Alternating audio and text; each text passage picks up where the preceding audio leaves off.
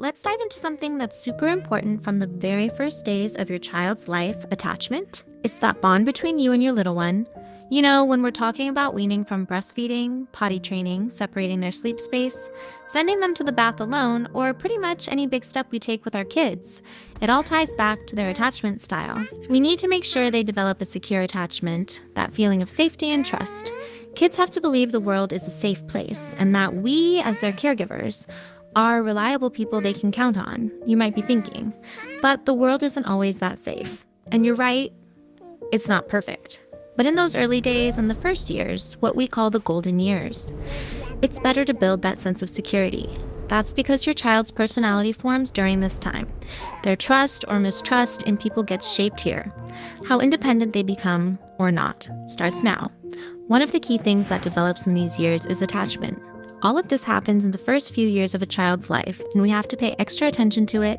Any behavior we show as parents that leads to an insecure attachment can create mental patterns in our child, what experts call schemas. And these schemas can stick around for a long time, influencing their life choices. Let me put it this way. To ease your mind right from the start of this episode, the first things your child experiences in those early years can shape their biggest decisions in the future, even as adults. Famous psychologist in child development named Bandura, who says even the scent your child smells in their first moments can affect what they expect from a partner or spouse at age 40, like what perfume they use. Can you imagine how much our behaviors in the first 2.5 years can build our child's personality, their future, their choices? It's that powerful.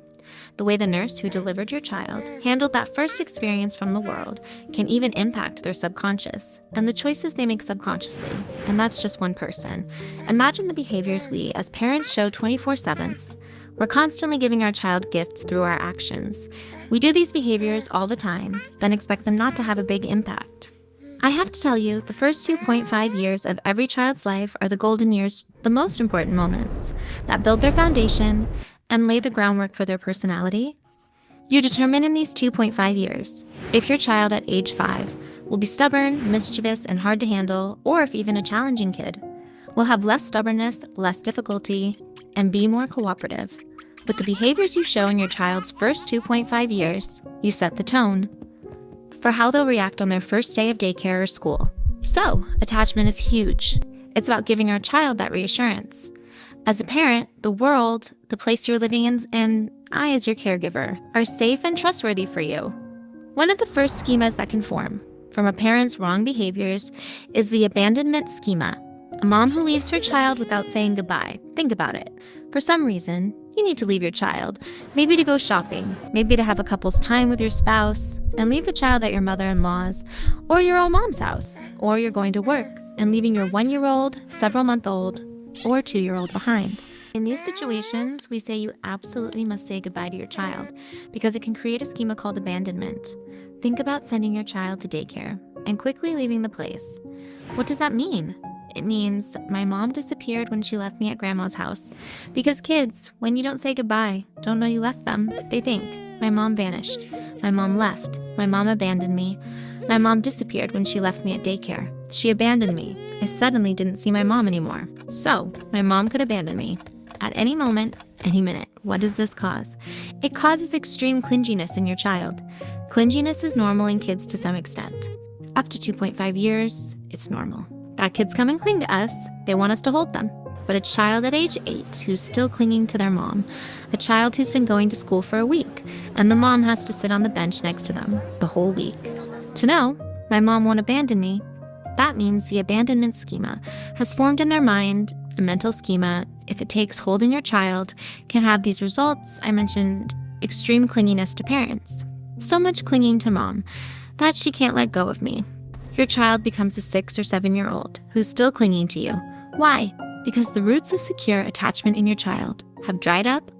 Because with your own hands, you pushed your child toward thinking, I'm not a trustworthy person. I wish it just ended with clinginess. This child becomes a 17-year-old teenager and constantly shows affection to friends, so they don't abandon them.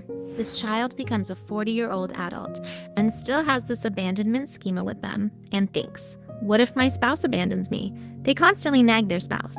Who were you talking to? Who was on the line? Who was that woman? Who was that man? Because they have a fear of abandonment and the abandonment schema. won't let go of your child. They go to a therapist for several sessions, even years, spending money to fix the schema that you, as a mother, planted the seed of in them. So take a deep breath. The first 2.5 years really are golden, not because they're perfect, but because they're powerful. Every hug, every quick response, every gentle goodbye you give, you're literally building the foundation for a confident, trusting, secure human being. And the beautiful part, you don't have to be perfect. You just have to be present, loving, and aware. You're already doing more than you think. Your love truly is enough, and it's shaping not just their childhood, but their whole life. We're going to dive much deeper into this in the coming videos: how to create strong routines, how to say goodbye the right way, how to balance availability with independence, and so much more. So if you want to keep learning how to raise secure, happy kids, make sure you stay with us. If today's video spoke to you, helped you feel seen, or gave you a little aha moment, please hit that like button.